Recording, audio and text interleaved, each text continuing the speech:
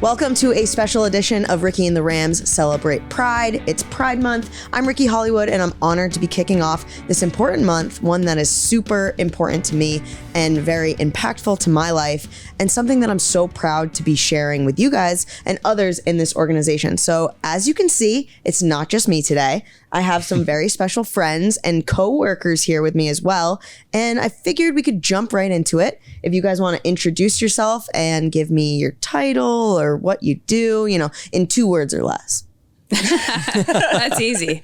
Molly Higgins, I oversee community impact and engagement work for the Rams. You forgot the EVP, like MVP. Like that's like a big title. That's pretty cool.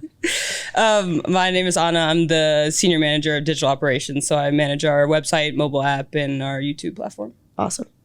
And I'm Jose, and I am part of the Los Angeles Rams cheerleaders. Wow, very cool. So all 4 of us were together this past weekend at WeHo Pride, marching together. There were 10 to 12 cheerleaders. There were employees, allies, tons of people from the organization.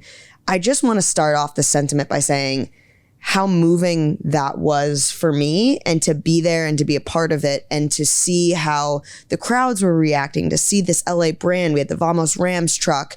The energy was unlike anything I've experienced in a really long time. And Molly, I'll start with you. You said it was your first Pride. I mean, how did it compare to not being at one? It was amazing. It was really a cool experience, pretty surreal, I would say.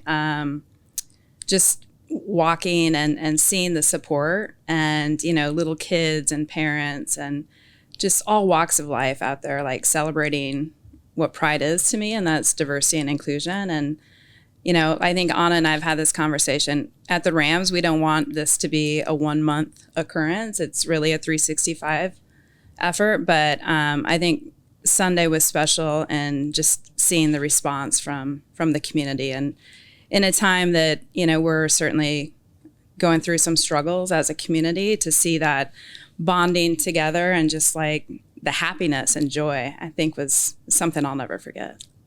Absolutely. And I'll toss to you because you gave a nice pump up speech before we walked, which was awesome. But I think you just said it. It was just the happiness that was there. And I think there used to be this sort of sentiment that if you weren't part of the community, you shouldn't be there. But I felt so strongly on Sunday, seeing people with their, straight coworkers with their wives showing up to walk and be a part of this organization. And it just made me so grateful to be a part of this team and to be together with all of you guys. And Anna, you gave a great talk about how important it was. So how important was it to you? Well, to be fair, they gave me like a 2-minute heads up that I was going to have to talk to everyone. So I was like, all right, just off the cuff, I'm going to talk to you guys. But I think it was... What was cool, so my role is the chair of the Rams employee resource community, the Pride community, is like to make sure that our staff members also have an opportunity to like do the things that we're doing. And so it was really cool to see that how many staff members came out to support and to walk with us in the parade.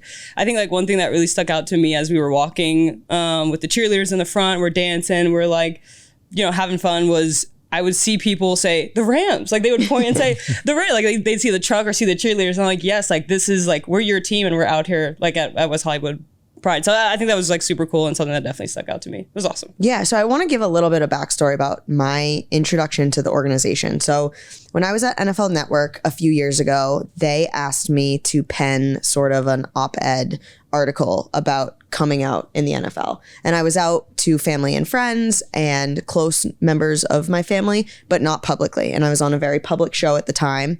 And I decided, with support of my colleagues and friends and the NFL, Erica, why don't you come out publicly to the world on NFL Network?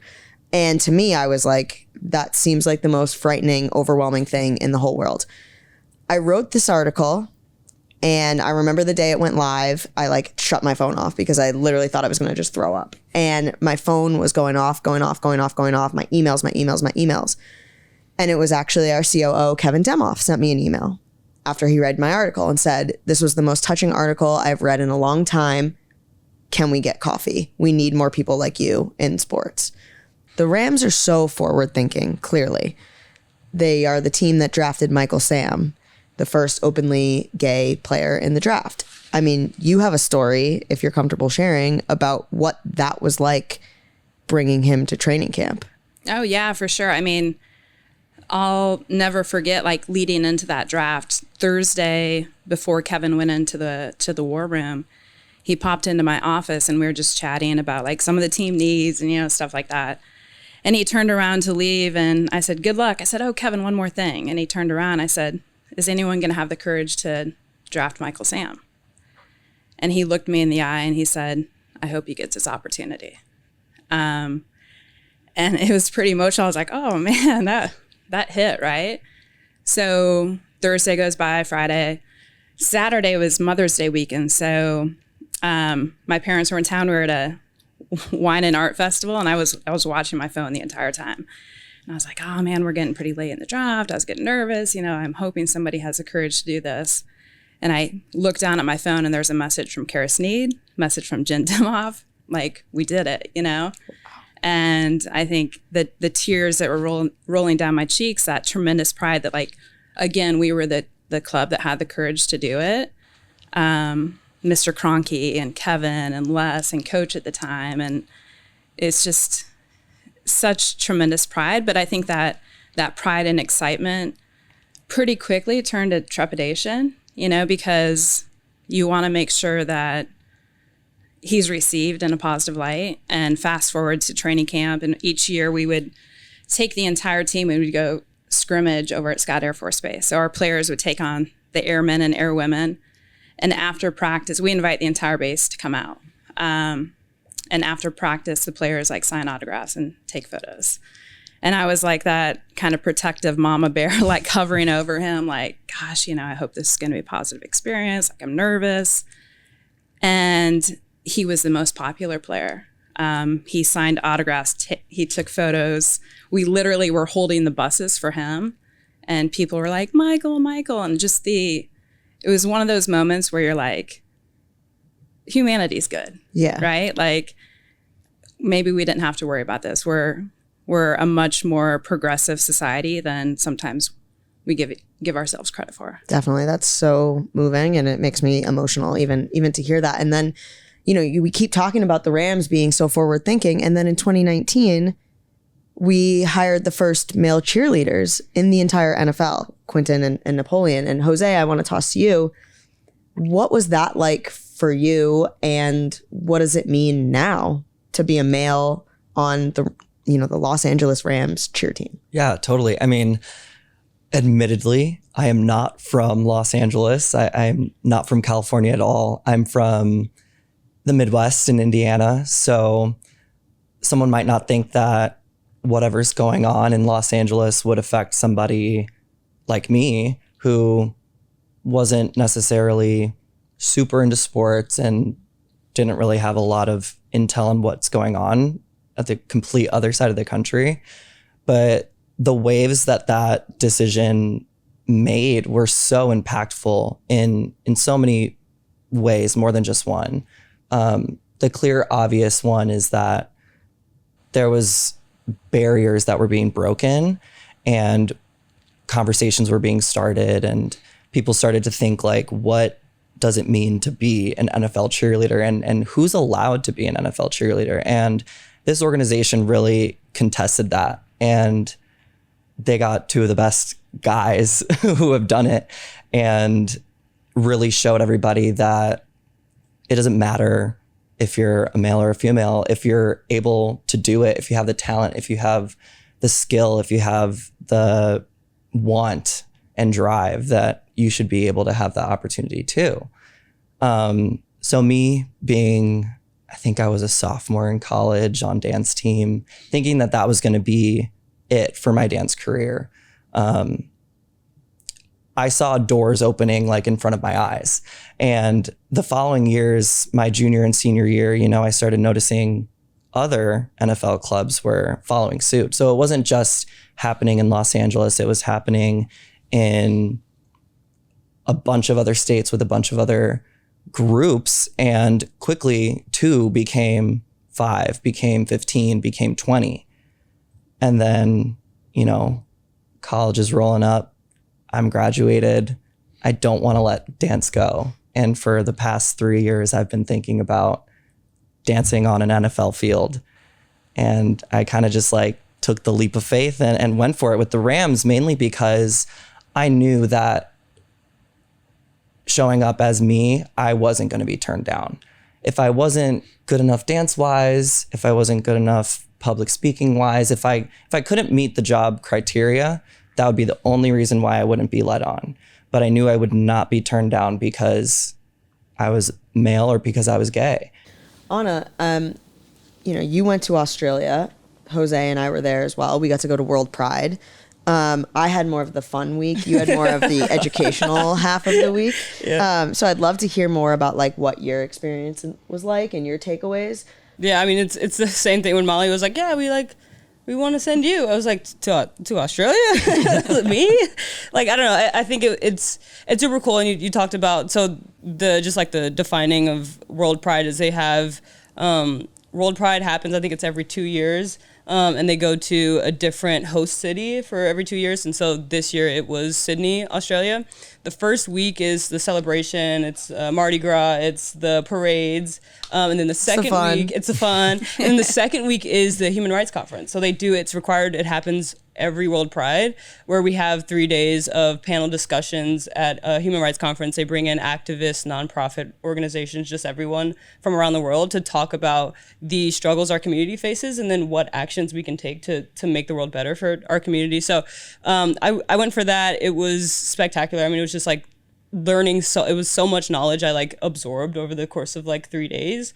But it was awesome. And I think like same as what you're saying, it was cool to also represent the Rams because I was amongst people from all over the world, all over like different type of corporations and organizations. And I was like, oh yeah, I'm here on behalf of the Rams. Like we're here to learn more. I'm here to like be better when I get back to US soil and to bring what I've learned to the Rams. So it was spectacular. I learned a lot. I think I wrote like a dissertation about all the stuff I learned and sent it to Molly, like, look at all this information. But it's cool. It'll make us better, I think, as a brand or even as an organization, like inwardly for our staff of like actually taking action the way that we do and then telling people about the action that we take. So yeah, it was awesome. Yeah, I mean, you're part of the Pride ERC. Yep. And I have the notes here, not that you need to know off the top of your head, but just about actually putting, pen to paper, putting action out there. Yeah. We all marched together on Sunday. We're partnering with the Lakers, LAFC, Angel City, Dodgers for a sports hub area. Yep.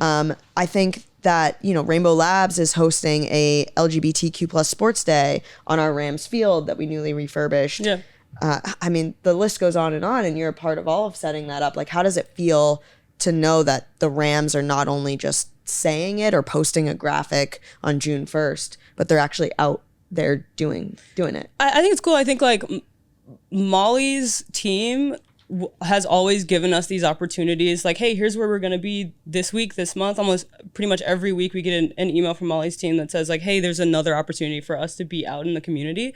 I think what's really cool about having like our employee resource group of being able to have a like army of staff members that are like, oh, we also want to come do those things. So, like with everything that we're doing this month and everything we're going to be doing for all 12 months in the year, it's nice to also have this contingent of staff members that are like, hey, we're going to be there. We're going to be at the sports day. We're going to be at any of the pride marches that we're able to go to. I think it's like really cool. It's nice to have this community within the organization that represents the Rams on top of all the stuff that we regularly do. So it's exciting. We got a lot of stuff to do this month. I'm going to be so busy, but I think it's also cool to just be able to also create those relationships with the nonprofits we're working on this month, to be able to work with those nonprofits in October, November, during the season, the off season, all that stuff. So it's great. I'm super excited. Yeah. I'm just like, I'm overwhelmed with pride, not just for this month, but for this organization. And there isn't a day that I don't wake up where I am so happy with the choice that I made to come be a Ram and to be surrounded by people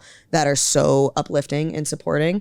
But to close it out, I would love to just hear from each of us, like, what does Pride Month mean to you? And I know it's kind of an open-ended question, and I could sit here and talk about that for hours because it is so big and such a vast question, but I would love to know your thoughts. And Jose, I can start with you. Oh, wow. I mean, yeah, it is a big question because there are so many different things that my mind immediately goes to. It's now feeling a sense of community and pride and feeling proud of where I'm at and how far I've come, but also remembering in the past a lot of hurt, a lot of pain, fear, even, especially where I grew up and the people around there. So it's a culmination of a lot of things, but I think ultimately pride is just like showing up and really just doing your absolute best to be your authentic self. And even if you're not part of the community, showing up for the people who are, showing up for your friends, your family, your loved ones, and just spreading love, joy, acceptance, positivity, progressive forward thinking movement, like all of those things. Pride is a protest. Pride is love. Pride is fun and dancing, but it's also remembering, the stepping stones and where we still need to go.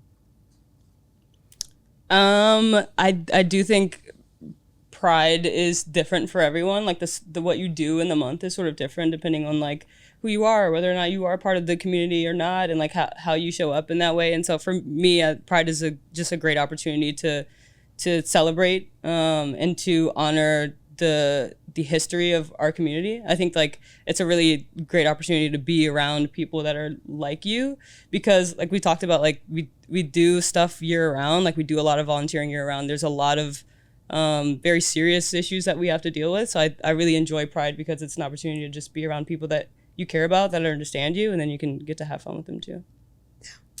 Yeah, I mean, they articulated it pretty well, I think. Pride to me is just that celebration of diversity and inclusion and progress. In a time that we need to remind ourselves that we've made so much progress, there's a lot, that we have to face moving forward, but together we can make that progress and create that change.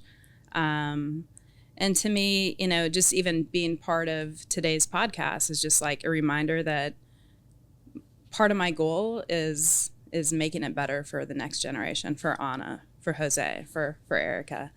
And I've been through quite a bit. I want to make it a smoother process for others moving forward. Yeah. That's awesome. Yeah. Thanks, that. Molly. Thank you. And it's so great to see you guys. And I just want to thank you for sharing your stories, and know that we are still in a time where every YouTube comment, every Instagram comment is not going to be the nicest. And we are in sort of a tumultuous time right now, but it feels so good to look to my left and my right and know the company behind us. And I put my best foot forward coming into work every day, to know the Rams have our back, to know that we have our back. And that has been so special to me, because I know that there are a lot of people that don't feel that way in their own organization, their own workplace, their own families. And so I guess if there's any underlying message out there, is be safe, but be you, be yourself. You don't owe anyone anything, and you can be an EVP, you can be a male cheerleader, you can post my stuff online when I ask you to. You can be talent. I am the first open person that has come out where they're doing news segments on me and people are saying, why does it matter? Stick to football. No, this is football. And football is for everybody, and we all belong here, and we especially are made to feel that way because of the Rams. And I'm so grateful for this organization and all that they continue to do.